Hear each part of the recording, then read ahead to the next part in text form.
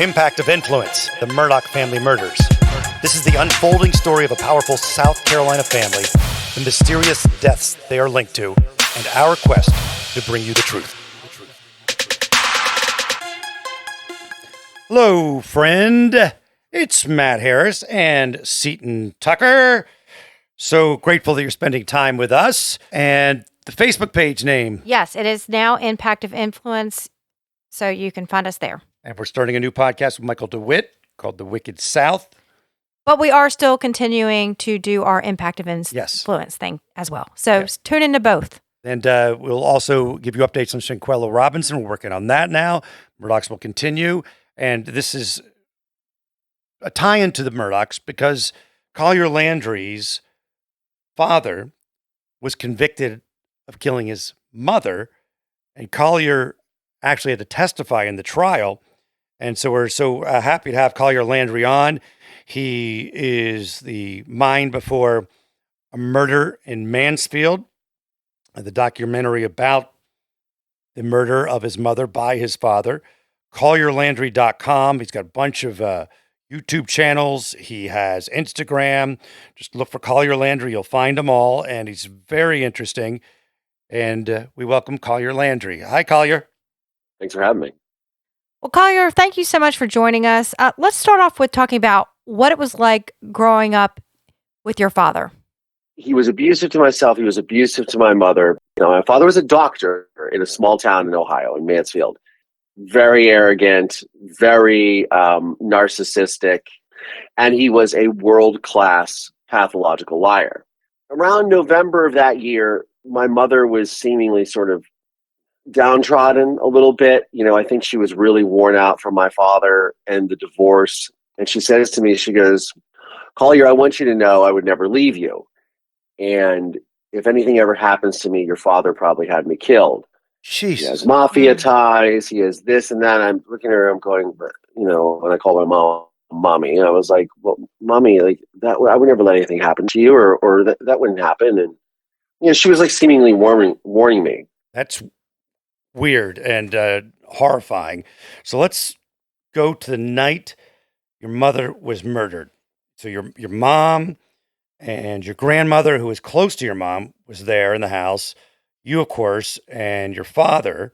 I woke up on the morning of New Year's Eve, 1989, at around 3:18 a.m. to the sound of a scream. And then I heard two loud thuds about 60 seconds apart. Between those thuds, I heard my father's voice muttering. And I was petrified. And I was sleeping in my bed, and I was contemplating, like, what am I going to do? And I heard these footsteps come down the hallway, and I was counting. It was about 12 footsteps. And I could see, as I'm sleeping, out of my peripheral vision, the feet stop in my doorway, because I always slept with my door open as a child. And the feet stopped in the doorway, and I can see them out of my peripheral vision. And I'm just saying to myself, like, don't look up. Something tell me, like, don't look up. And I firmly believe that if I had looked up, I wouldn't be sitting here today.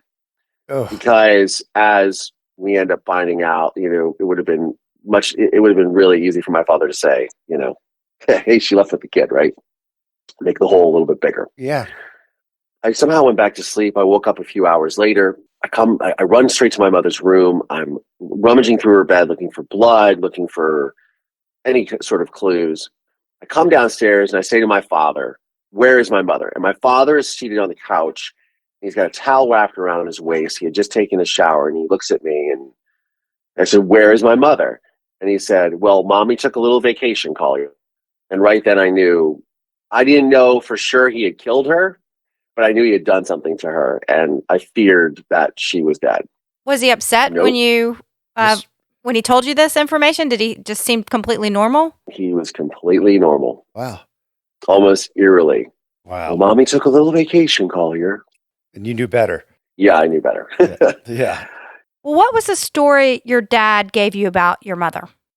I confronted him about the noises, and he goes, "Well, mommy came down and she was screaming at me or hollering at me and complaining about money, complaining about Sherry, which was his mistress at the time.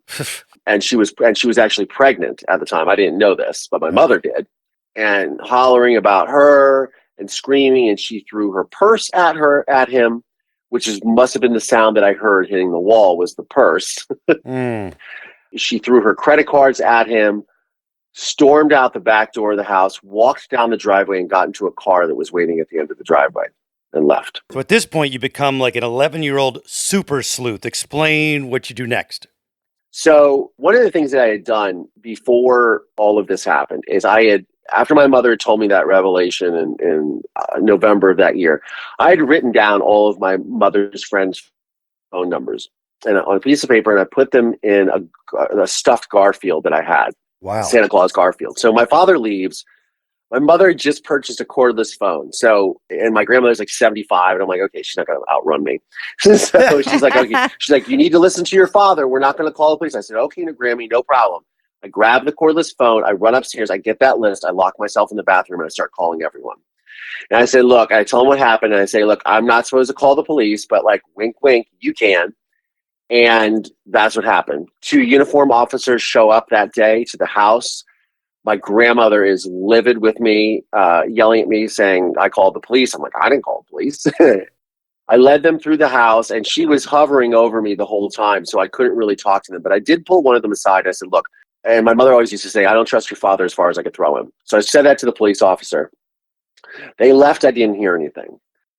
So then you, your dad, and your grandmother have dinner on New Year's Eve, which I'm sure was somewhat weird. And your dad leaves the next day because he's opening a new practice in Pennsylvania. And at this point, you secretly get on the phone and contact your mother's friends, and they tell you that they've filed a missing person report. The ball is now rolling. By the stroke of God, or whatever you want to call it, divine intervention, a police lieutenant, detective named David Messmore, sees the missing persons report and comes to my house because it's New Year's Day and there's not a lot of stuff going on, right? And my grandmother is livid, and Dave gets himself into the house, and I'm like, come on in. And my grandmother goes to go call my father because she's like screaming at him. And I say to him, I said, look, my mother would never leave me. Something has happened to her. I don't know if she's dead. I don't know what this is. Give me your business card. I go to school tomorrow. I will reach out. Gives me his card. So the next day, friends pick me up. I go to school. I walk right into my principal's office. I give the business card. I said, I need to talk to this man right now. This is very mature for a 12-year-old. Well, I'm 11 at the time. I'm almost 11.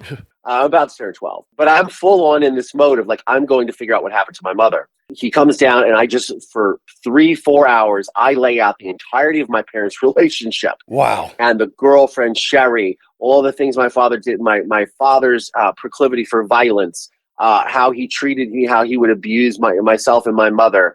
And I said to him, I said, look, I'm going to go home and I'm going to pull out the bookshelves because we have crawl spaces and start looking for my mother's body. Or I'm going to look to see if her purse that she would always carry, that she would never leave the house with. I'm going to look for that. And I just started stacking evidence against my father. And you start to pay attention over the next, I guess, 3 weeks thereabouts, of things that are different about your father. What do you notice?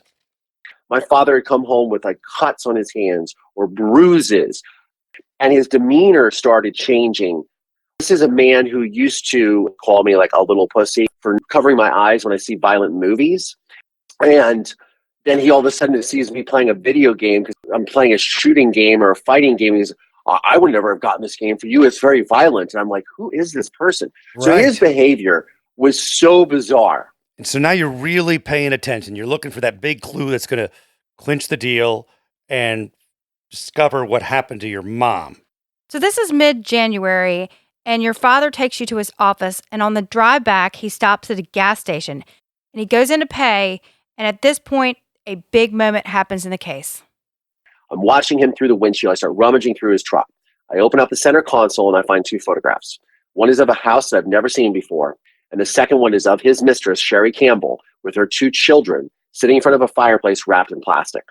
And I said to myself, this is a brand new house that I've never seen, and she's in it. Like, why is the fireplace covered in plastic?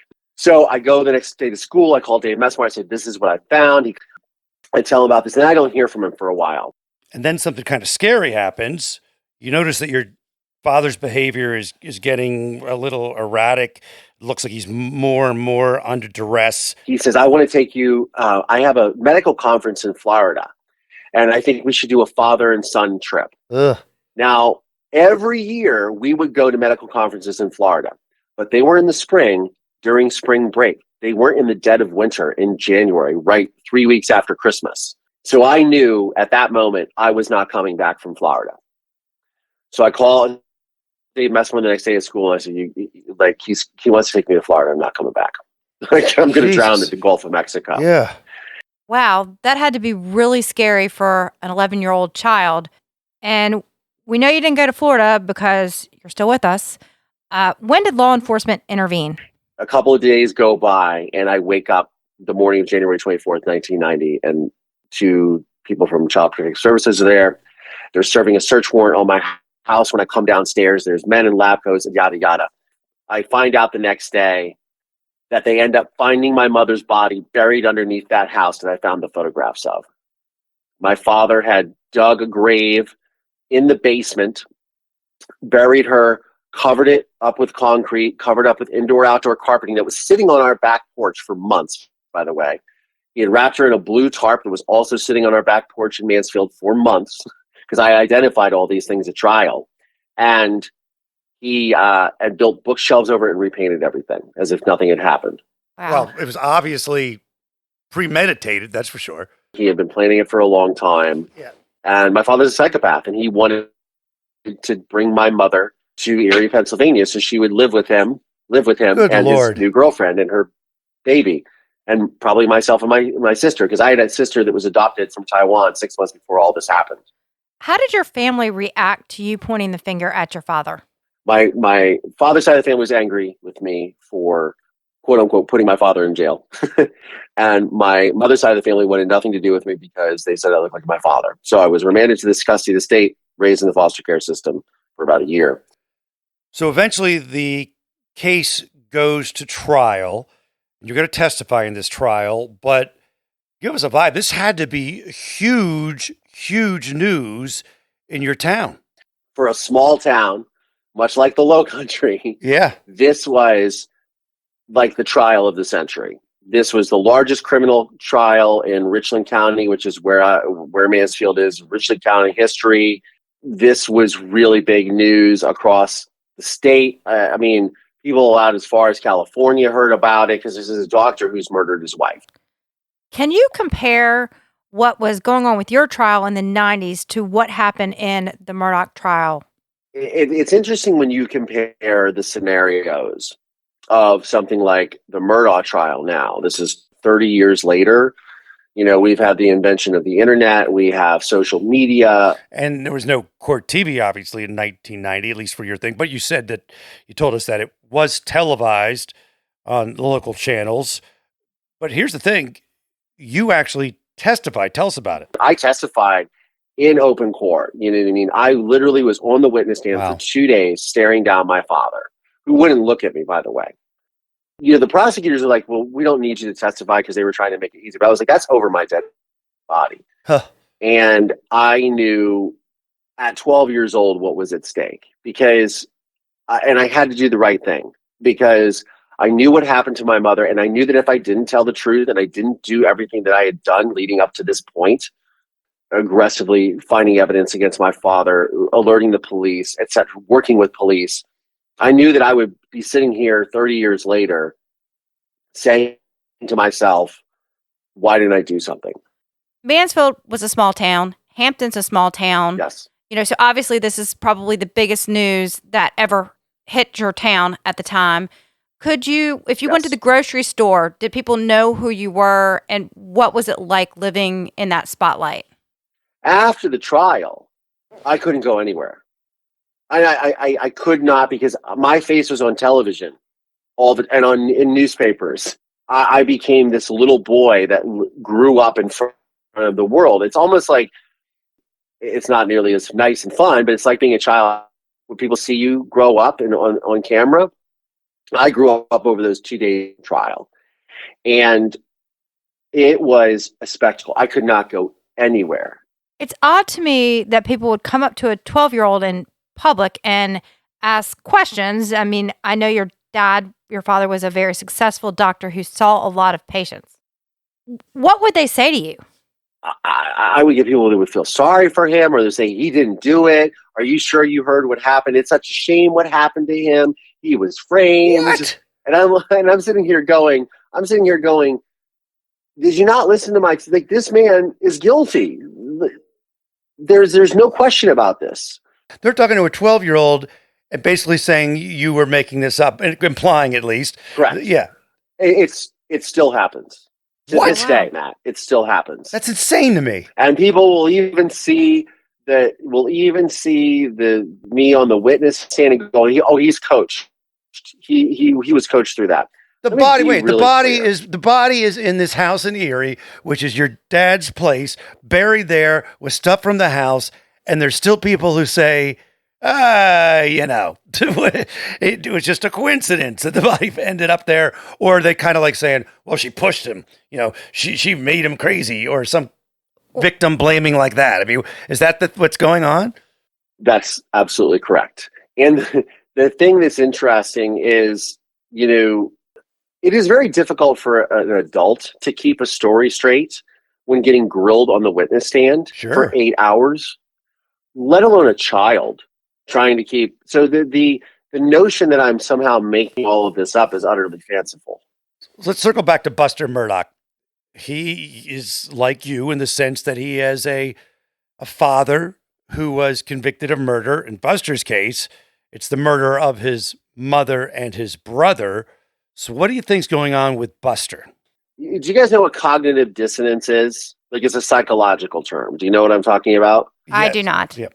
Where it's two conflicting belief systems that are constantly at war with one another. So a basic example is, I'm a cigarette smoker, but I know smoking is bad for me. So every time I smoke a cigarette, I feel bad because I know that it's going to give me cancer because there's enough evidence that smoking leads to lung cancer, right? You know what I mean? So you have Buster Murdaugh, who literally is, his father has been convicted of this heinous crime. He's coping with that. Then he is dealing with the fact that the victims of this heinous crime are his mother and his younger brother. And you can say whatever you want about his upbringing and about their, how they operated and how they were with people, or the heightened arrogance or whatever. I don't know them. All that aside, that's what this guy is going through. So take that internal conflict that he's constantly dealing with, and add now to that the shame of being part of a family that for 100 years was in control of the seat of power in the county that he grew up in, and having that legacy that you thought at one point was a really good thing. Your dad is a very successful trial attorney. I interviewed Dr. Kenny Kinsey on my podcast, and he was saying, Alec was an extremely good and very personable and outgoing trial attorney. He was very good at what he did. So there's that pride that comes from that. And then you have cascading down not only all these financial crimes and the opioid addiction and all of these other things, but then you have all these other cases. You have the Gloria Satterfeld case. You have the Stephen Smith case, which is now being treated as a homicide, which people are saying that Buster Murdaugh is involved in. Buster killed him. And you know how many times I hear this. So you have this guy dealing with the fact that he's lost his mother, he's lost his brother, he's lost his father. And then he's being accused of a crime that we don't know if he's involved with or not. The latest seems that he did not have anything to do with it, is what we're hearing, is that Buster did not have anything to do with the Stephen Smith And on this podcast, we've left him completely out of it the whole time because there's nothing to back it up. And I don't think you should pile on the guy at this point. Precisely what I'm getting at. Yeah, right. Is Exactly. This is what he's dealing with. Right. So not only is he dealing with mourning the loss of his mother, his younger brother, mourning the loss of his father. Look, I still love my father. My father is a horrific human being. He is a psychopath, but he's still my father. We don't know where Buster's thoughts are, if he believes, I mean, obviously, as far as the murders, we don't know if Buster believes that his father is innocent or guilty. He has not come out and said that publicly. Alec has admitted to all these financial crimes, so he knows that he's, at the very least, he has to believe his dad stole millions of dollars from people. And exactly. My point is again, talking about my own relationship with my father, is he is in a state of cognitive dissonance because he is literally looking at the fact that his father's been convicted and whether or not he believes that. Like, I don't know. You know what I mean? There is an internal conflict going on with him because it's not like his father was convicted of killing someone else. He killed his mother and his brother. So as someone whose father murdered his mother, I was constantly, even though I hated my father, I was so conflicted about all of this because it's hard to really look in the mirror and go, can I be related to that person? Oof. That has literally haunted me throughout my life. And that's why I made the film A Murder in Mansfield, because I wanted to find out why my father murdered my mother. And I was hoping for that perceived closure. And when you are somebody like Buster and you don't know either way, and quite frankly, it's none of anyone's business. Exactly. Yeah. It's He doesn't nobody's have to say business, it. but it's all, if this had happened to me 30 years later with the invention of the internet and social media and online sleuths, he's having to file restraining orders, I believe, against reporters looking through his windows, people harassing him. People, it's very interesting when you look at these cases now, even like the Idaho 4 case, for example, how everyone is quick to excoriate and jump on and vilify someone. And it doesn't just go to the suspect who is in custody, Brian Koberger. It goes to the roommates that survived that didn't call 911 fast enough for people. Ridiculous. So nobody understands what it's like to be in that position, but everyone is quick to play Monday morning quarterback. Well, we saw just last weekend there were photos circulating around the internet of Buster at Sam's Club. I mean, he can't go to the grocery store without having a picture taken. I see no point of that. That's not newsworthy to me. I don't understand why an outlet would even print it. It's not newsworthy. And to me, like, I couldn't go to the grocery store without people coming up to me and being, oh, there's the kid. Oh, there he is. And coming up to me. I could not have any. I had no peace, really. And I know that your heart goes out to Buster, and there's so much more involved in this day and age with social media and whatnot. And you told us that you watched the HBO doc about the Murdoch situation, and there was something that stood out to you. What was that? At the very end, he's on the phone with his father. He's talking about how he wanted to speak to Buster's girlfriend. He goes, oh, she's still sleeping, and, we were at that party late. He's like, oh, y'all are partying last night, and he's like, yeah. He's kind of being short with his father. Yeah. And then he says, oh, well, remember when mom used to get buzzed up? She was real funny, wasn't she? She was real funny. And he's just like, yeah. My father would do those exact same things.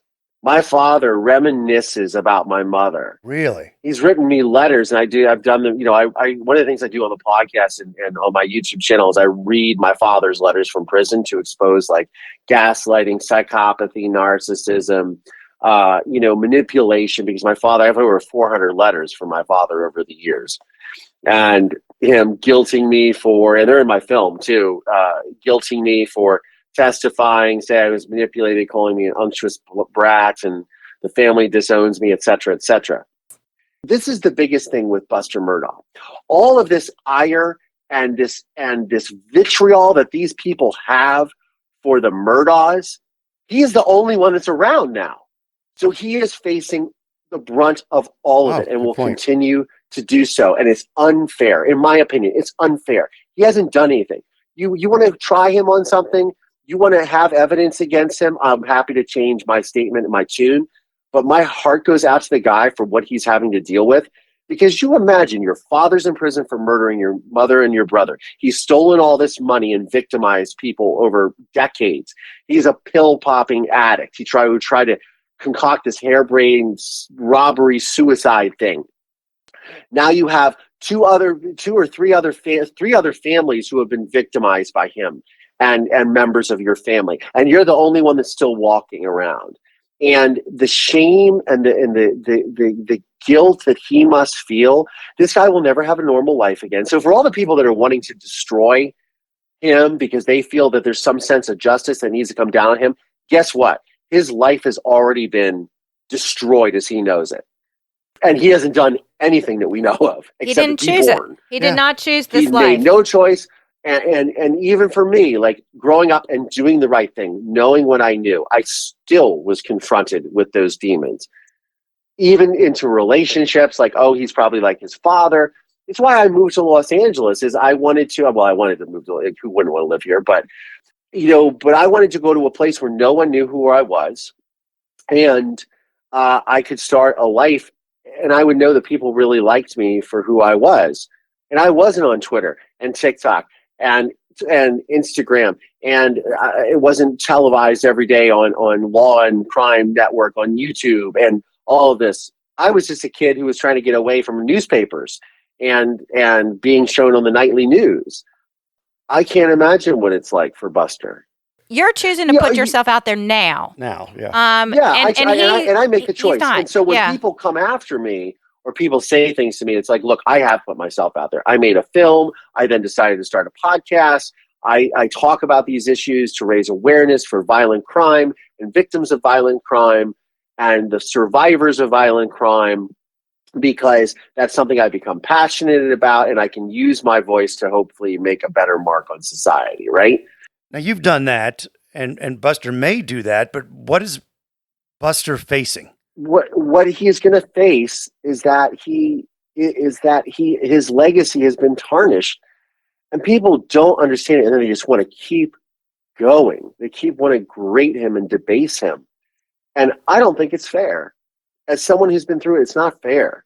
Watching him at trial, he really seemed uncomfortable. Like he didn't want to be there, and you're sitting there and he's got a whole gallery of people staring at the back of his head. And to me, my take on him was he seemed like a private person. I didn't see him talking to anyone other than his immediate family members. And the whole camera's on him the whole time, and they're analyzing, well, look, he scratched his face. That means this. He wiggled in his chair. The body experts all making these things, and he picked his nose. Oh, he picked his nose. Yes, it's impossible. You hug your father as you're leaving the jail, visiting him, and you tell him you love him. How do you come to grasp with someone you love doing something terrible, but still loving them?